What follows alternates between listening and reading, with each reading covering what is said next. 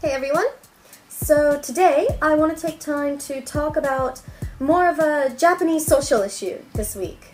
So that issue would be animals, and specifically getting them spayed or neutered. See, I just had Pixel spayed yesterday here in Japan, so as you can see, she's recovering quite well. Truthfully, in Japan, it's still not quite common to get your animals spayed and neutered. When I first started doing research on getting Pixel spayed, it actually, most of the websites I saw didn't recommend it at all, or they would say insane things like you should wait until they're at least 6 months old to be spayed and neutered. That was my normal vet for Pixel refused to spay her until that point.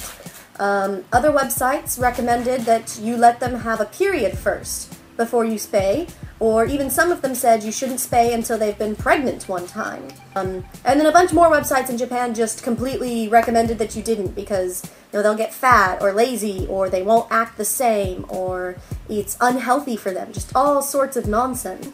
So in the process of getting Pixel spayed, I got to talk to my friend Jen, who works with the Japan Cat Network and is very, very active around the Fukushima prefecture, helping raise awareness about stray cats and taking care of them. She helps to adopt out several stray cats every single month. She does a lot of good work. And I also got to speak to the person in charge of the Fukushima Spay clinic. He also runs a similar clinic in Kobe. I was able to talk to both of them and tour their facility at the Fukushima Spay clinic. And I wanted to share their message to all of you, and I wanted to help raise awareness for this issue. Please listen to what they have to say. Could you please tell us your name and what you do? Okay. My name is Hiro Saki, representing the Animal Rescue System Fund. My job here is to provide early age neutering, high volume spay neuter to the residents in Fukushima and people who come all the way from Japan, all over Japan, to do the volunteer work, who has not experienced any veterinary service. That's why I'm here. So who else works in this clinic with you? Today I have two pro bono vets from Shizuoka and Tokyo, and many other volunteers from Fukushima and Kobe and Kyushu. What kind of services do you provide? Our service, as I told you, my service is to provide early age neutering and low cost, based on the donation. So I also saw that you'll check for ear mites or other diseases as well? Yes, even though the facility is not perfect, we can provide a blood check for FIV and FELB. You do everything by donation, correct? Yes. Is there a particular reason you do everything by donation? Because, there are many private practitioners here in Fukushima. First I came in, they were not happy at all. I gave information to the Vet Association. They were so mad. They were so mad. And that's why we leave 100% volunteer donation. So about how many cats do you see per month, do you think? At least 100. And you do dogs as well? I'm sorry? You do dogs? We do dogs as well. About how many dogs, do you think? 20% of the total intake. Is dogs? Yes. So is there anything else you'd like to say?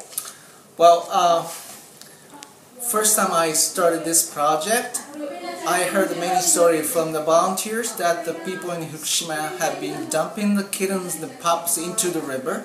I was wondering how much percentage of people have been doing that. And we did the research. The number is 30%. It was quite high.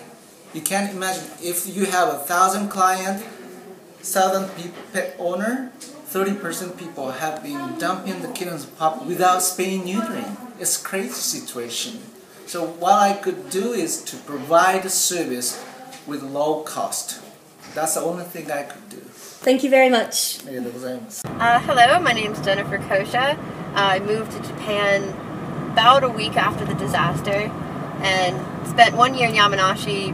Felt like I couldn't do enough way down there. So I moved up to Fukushima and I volunteer with Japan Cat Network and a few other organizations to help with the animal crisis that's still ongoing in the Fukushima exclusion zone. The main issue was that after the disaster, people were told that they were going to be coming back in a few days, so most people didn't take their animals. And the ones who did found out that they weren't allowed to have pets in the evacuation centers and temporary homes. So suddenly there's 10,000 animals that have nothing. The primary issue now that a year and a half has gone by is that none of the animals were fixed. This is just not a very common practice in Japan. So they've all been populating. So now there's an unknown number of cats, dogs, pigs, cows that have never had human contact. The main effort right now is to get the ones that are still social out of there and to try and do as much trap, neuter, and release as possible to try to stabilize the population that's still there. Within Fukushima, what efforts do you know about to try to handle this situation? Well, there are a lot of small groups like Japan Cat Network, Lista, Circle of Cat and Dogs, and many others that go into the exclusion zone daily to feed the animals that are still living there, to try and trap the ones that are friendly and either rehome them or find their original owners, and also trap the now feral ones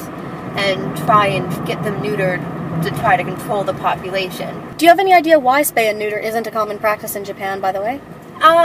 From my understanding, it just hasn't really caught on yet, because it's still a relatively new thing in places like America and the UK. Is there anything for people, obviously, who don't live in Japan, is there anything they can do if they want to help? If they want to help, there are many organizations that have websites that you can donate to. Obviously, tell your friends.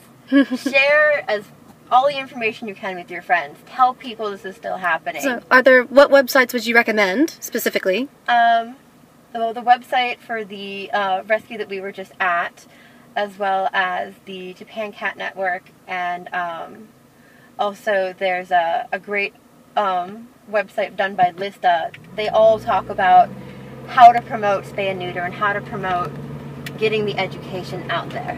Of course, I'll put all of these links below the video. Otherwise, this is not very useful. I can't just rattle off the links from memory. The main thing is, I think that it's just Japan, like most of the world, needs to get educated about spaying and neutering their animals, and hopefully soon learning that cats don't have to be entirely outdoors. Because a big issue they have is they let their animals just roam free with no identification, and they haven't been fixed, so they just go out there and make more. So really, I just think the main thing is spreading the word and getting education out there. Okay, thanks very much. No problem.